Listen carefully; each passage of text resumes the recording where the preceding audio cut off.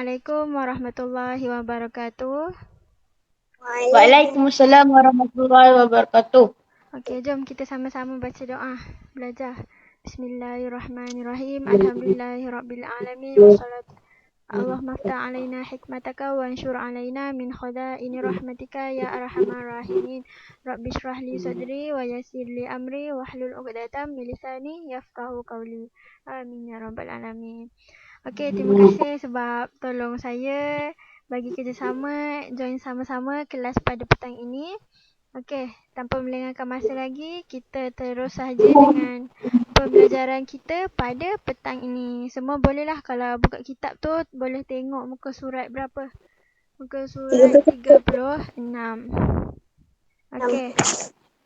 Kita mulakan.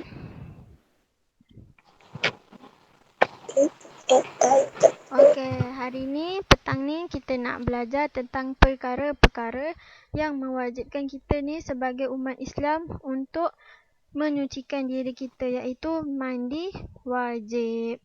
Okey, kita tengok kepada slide yang seterusnya. Okey, Khairul tolong baca isi-isi untuk lelaki dan perempuan. Apa dia? Yang mana ni cikgu? Isi-isi Yang dulu ya. tengok yang slide saya tu.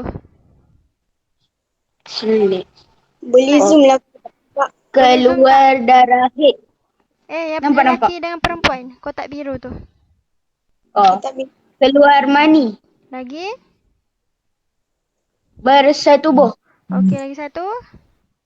Mati selain mati syahid. Okey, pandai. Jadi isi-isi di sini, kalau kita tengok perkara-perkara yang mewajibkan mandi bagi lelaki dan perempuan adalah yang pertama, keluar air mani. Apa dia air mani? Sejenis cecair yang keluar daripada faraj kita, zakar kita, di mana ianya berbentuk seperti air yang kelat. Dia macam pejal-pejal lah. Kalau awak, dia air yang warnanya tu tak jernih, dia putih-putih macam tu. Itu namanya air mani. Bila mana awak berjimat ni apa? Berjimat ni adalah bersetubuh. Bila mana persetubuhan antara lelaki dengan perempuan, apabila keluar air mani, hendaklah wajib bagi mereka untuk memandikan wajib bagi diri mereka. Okey, kalau awak semua tengah tidur, tiba-tiba bangun pagi besok keluar pula air mani tu. Perlu tak untuk kita mandi? Wajib. Perlu. Perlu ke tak? Tak. Perlu. Okey, dia ada sesetengah pendapat yang perlu dan ada sesetengah yang tak perlu. Jadi bila was-was, diri kita rasa takut, tak suci dan sebagainya, mandilah wajib. Tapi kalau ikutkan rujukan di sini, tidak perlu kalau kita keluar air mani bila tidur ataupun tidak, bila kita tidak berlaku syahwat. Syahwat ni macam nafsu kita terangsang, tu semua. Bila tak berlaku semua tu, maka kita tidak perlu mandi. Kita perlu mandi biasa-biasa je. Nak mandi wajib tak perlu. Tapi kalau rasa nak buat, dibolehkan. Okey, kita tengok yang kedua, iaitu bersetubuh. Okey, tengok bahagian bersetubuh pula. Bersetubuh ni kalau erti kata lain, bagi untuk untuk awak generasi macam awak ni untuk nak lebih faham, dia adalah pertemuan zakar lelaki dengan faraj perempuan. Jadi bila selalunya orang bersetubuh ni, bila dah sah bergelar suami isteri. Okey. Kalau tengok dekat kitab, dia tak sebut bersetubuh, tapi dia sebut pertemuan dua khitan. Itulah maksudnya lebih kurang. Okey, kalau kunsa pula. Kunsa ni kita tahu kan, dia intim dia tu, dia punya kemaluan tu, lelaki punya ada, perempuan punya pun ada. Tapi kalau cek dekat doktor, buat eksperimen setiap masa, dan doktor akan pastikan lah mana satu yang aktif, sama ada kemaluan lelaki ataupun kemaluan perempuan. Okey, cuba tengok dekat info tu kan, dia ada buat unsa muskil, yang masih belum diketahui sama ada lelaki ataupun perempuan, kerana kedua alatnya sama kuat ataupun sama lemah. Ini benda yang kita akan bincang nanti. Okey, kita tengok yang seterusnya iaitu mati selain mati syahid. Okey, kalau kita tengok saudara-saudara kita dekat Palestin tu, diorang semua berperang mempertahankan rumah kita iaitu Masjid Al-Qudsi. Bila mereka berperang, tentera Zionis melemparkan bom kepada mereka, mereka akan mati. Bila mereka mati, mereka adalah dinamakan sebagai mati syahid. Bila mati syahid, perlu tak kita nak mandikan mayat mereka macam mana kita mandikan mayat orang-orang lain? Tak kot. Tak perlu. Okey, pandai. Sebab bila mati syahid ni kira umpamanya memang pahalanya sangat besar dan sangat-sangatlah dibanggakan oleh Allah. Jadi bila mereka ni mati syahid, pakaian mereka berjihad dan sebagainya itulah yang mereka akan kapankan dan tanam di liang lahat. Dah tak perlu mandikan dan sebagainya lah. Kalau awak perasan tengok dekat Palestin punya kan, diorang dengan baju-baju darah semua diorang tanam juga dekat liang lahat kan. Itulah dinamakan sebagai mati syahid. Jadi selain mati syahid, hendaklah wajib bagi orang sekeliling kita untuk mandikan jenazah tersebut. Okey Zafira, baca yang untuk perempuan pula. Bagi perempuan sahaja. Keluar darah haid. Lagi? Keluar darah nifas. Lagi? Wiladah iaitu melahirkan anak. Okey, pandai. Jadi yang belah yang kotak warna biru tu adalah lelaki dengan perempuan. Khusus untuk lelaki dengan perempuan. Yang kotak oranye pula khusus untuk perempuan sahaja. Jadi bagi lelaki tak dikecualikan ya. Sebab awak pun bakal jadi bapa dan suami. Jadi apa yang kita belajar ni, orang lelaki wajib tahu supaya nanti boleh pantau pemantauan anak-anak awak, isteri awak ni semua kan. Okey, kalau keluar darah haid. Waktu keluar darah haid paling awal keluar selalunya umur 9 tahun dah keluar lah. Kalau lagi zaman sekarang ni memang 9 tahun kira biasa dah. Ada je yang dah keluar darah haid. Jadi untuk tempoh darah haid ni kita semua sedia maklum kan. Bila dah terlalu lama lebih 15 hari, maknanya itu adalah dinamakan darah istihadah, darah kotor. Okey, untuk keluar darah haid ni, bila keluar darah haid, kita ni sebagai seorang wanita wajib untuk membasuh pad yang tuala wanita yang kita pakai tu.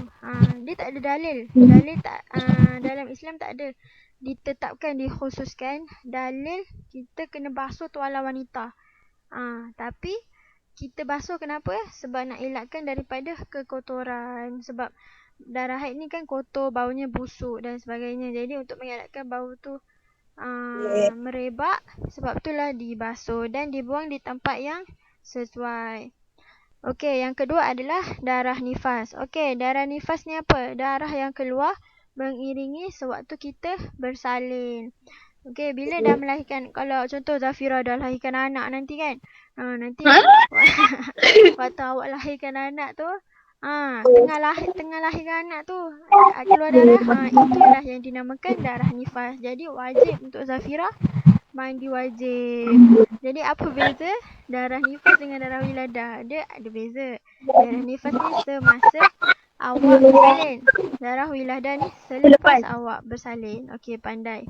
Jadinya bila umpamanya macam bila awak bersalin tu memang kena mandi wajib lah. Sebab darah kotor dah terlalu banyak keluar daripada rahim kita. Okey, kalau wiladah tu dia, kalau tengok dekat kitab, wiladah iaitu melahirkan anak dalam keadaan basah. Anak tu basah dengan darah.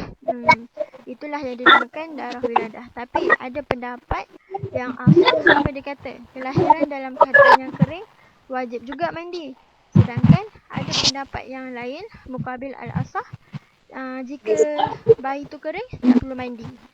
Dia ada dua pendapat. Ada pendapat yang kata kalau basah kena mandi, kalau tak basah tak perlu. Tapi seeloknya kita mandilah supaya diri kita ni terlindung daripada perkara-perkara yang kotor. Sebab Islam pun dah ajar supaya kita ni mementingkan kebersihan. Sebab kebersihan tu adalah sebahagian daripada iman. Okey. Okey. Kita tengok. Okey, yang lelaki dengan perempuan keluar air mani, bersetubuh, mati selain mati syahid. Ini semua tergolong dalam khusus lelaki dengan perempuan. Lepas tu keluar darah haid, keluar darah nifas, keluar darah wiladah. Ini semua untuk perempuan. Okey, dekat kitab dia tak. Dekat kitab tak terlalu bagi detail. Dia tak buat kotak dan sebagainya. Jadi saya buat sebab nak mengelakkan awak semua keliru. Jadi bila saya buat macam gini, awak akan nampak lebih faham dan kan. Nampak lebih faham, jelas. Kenapa kita ni diwajibkan mandi. Okey? Faham, jelas? Jelas. Okey, sekarang ni Ustazah nak Zafirah sebutkan dekat Ustazah perkara-perkara yang mewajibkan mandi bagi perempuan saja. Apa dia?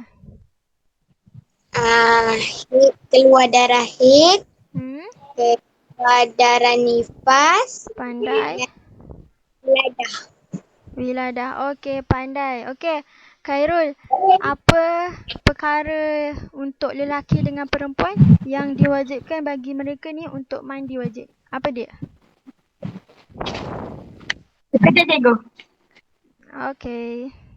Macam mana boleh tak keluar? Okey.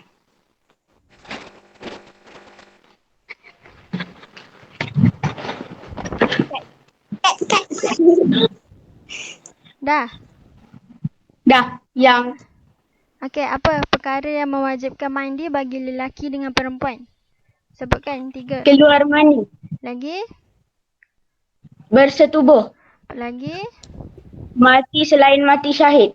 Okey, pandai. Jadi, apa yang kita belajar pada hari ini adalah perkara-perkara yang mewajibkan kita untuk mandi. Jadi, bila kita mandi wajib, bila kita bersihkan diri kita, jadi kita akan rasa selesa kan untuk bergaul dengan orang. Ni semua kita rasa diri kita bersih, wangi. Cuba kalau Zafira uzur tak basuh pad. Tak basuh pad, kotor, bau. Orang nak dekat ke? Tak kan? Cuma macam Khairul. Tak mandi, malas mandi, masam. Memang orang pun takut nak dekat kan. Jadi bila kita rajin sucikan diri, bersihkan diri, kita timba ilmu-ilmu bila ustazah ke cikgu-cikgu lain mengajar, dengar. Jadi benda tu awak akan dapat sebab benda yang kita belajar sekarang ni, itulah yang kita akan amalkan pada kehidupan seharian kita. Bukan yang kita belajar waktu kat sekolah je. Sebab benda ni akan kita jadikan rutin harian kita bila kita dah capai umur yang sepatutnya. Okey. Mungkin bagi awak sekarang kan nampak macam awal lagi kan. Tapi kalau ikutkan dah tak lama dah. Sebab awak pun dah jam 4. Lepas tu dah jam 5. Lepas tu dah jam 6. So lepas tu nak ke alam remaja pula. Dah tingkatan 1 dah nak anak ustazah nanti. Jadi bila kita rajin buat apa-apa dan sebagainya, rajin study ni semua, InsyaAllah Allah akan bantu awak ni semua dan sebagainya lah. Okey, sekian sahaja itu daripada Ustazah pada hari ini.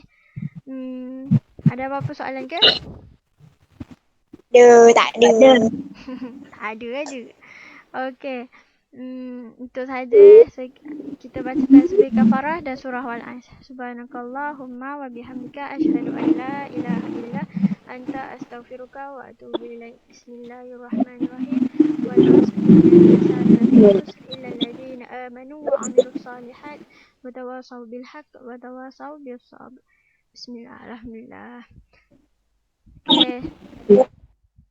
Sekian, Assalamualaikum warahmatullahi wabarakatuh. Terima kasih.